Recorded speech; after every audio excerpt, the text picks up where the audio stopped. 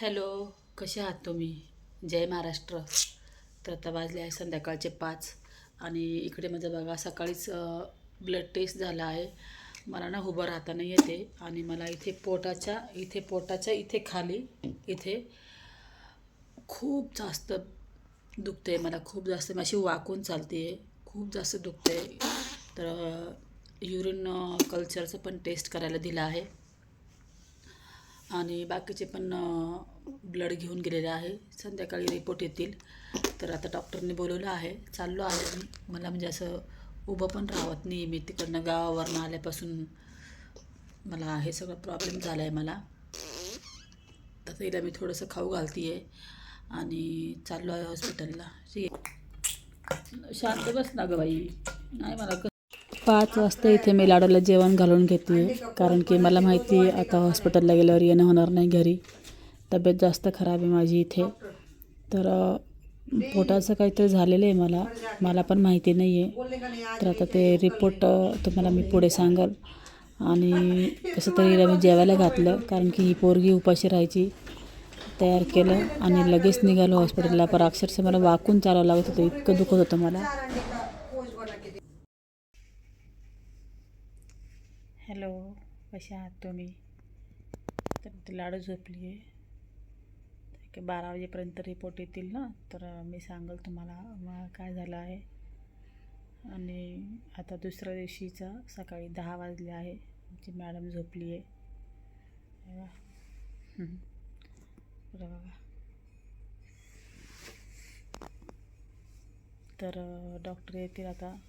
कालच तुम्ही माझा शॉर्ट बघितला असेल व्हिडिओ. काल माझा CT स्कॅन झाला. त्याच्यामध्ये त्यांना माहिती आता डॉक्टरांना ते सांगतील आम्हाला समजावून की नेमकी काय झालं आहे. आणि इतकं दुखत होतं मला, म्हणजे सहनच करू शकत नव्हते मी. इतकं त्रास, इतकं दुखत होतं फार प्रमाणाबाहेर. पोट असं म्हणजे दाबून धरलं होतं मी माझ्या पोटाला. तर मग कसं तरी इथपर्यंत आम्ही पोहोचलो. आणि आजूबाजूला आमच्या घराच्या हॉस्पिटल आहे ना, त्यांनी मला नाही घेतलं.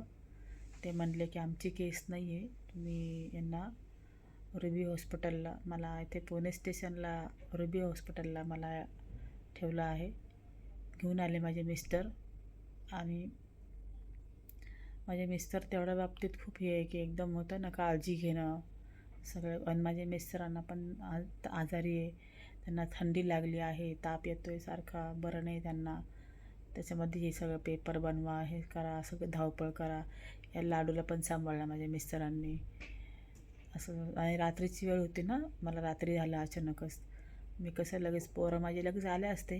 साहिल तर निघाला होता, पण मी त्याला म्हटलं रात्रीची वेळ आहे, नको येऊ.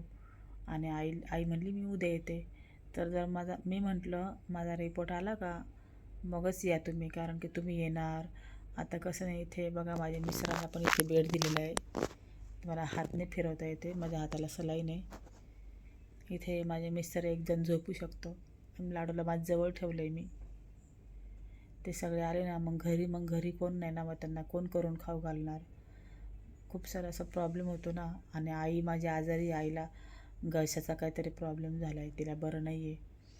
तर मग मी म्हटलं मग नको येऊ. आई म्हणलं तू तर आजारी आहे, मला बघल माझा नवरा की तुला बघल.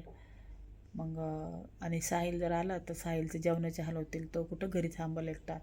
इथं काय आहे ना, मला जेवण वगैरे सगळं इथे हॉस्पिटलमध्ये. तर मग माझे इथे कॅन्टीन आहे ना, माझे मिस्टर पण खातात आणि त्याच्यातच लाडूला आम्ही खाऊ घालतो. आणि बहीण आहे, तर बहीण म्हणली मी आज येते म्हणून डबा घेऊन येते म्हणली माझी बहीण. दुपारी येते म्हणली. म्हटलं ठीक आहे, पण तिला पण खूप लांब आहे ना हो बिचारीला, एवढं लांब येणं जाणं करायचं बहिणीला माझ्या. तर मग ठीक आहे. तर रिपोर्ट आला का मी तुम्हाला सांगते नेमके मला काय झालं आहे. ठीक आहे.